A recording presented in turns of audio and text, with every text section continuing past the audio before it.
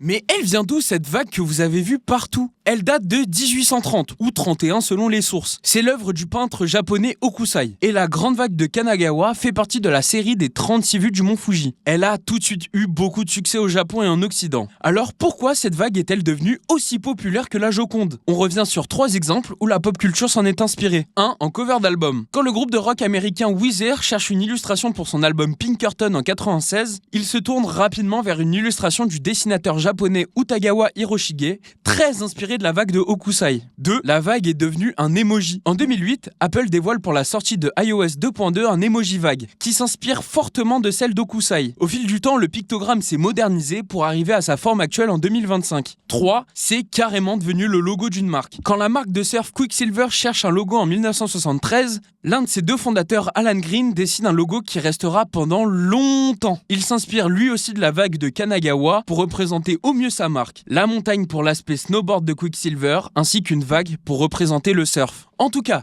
si l'envie te prend d'aller voir cette vague de tes propres yeux, elle est exposée au musée Guimet jusqu'au 9 mars 2026 dans le cadre de l'exposition Manga Tout un art. Colmini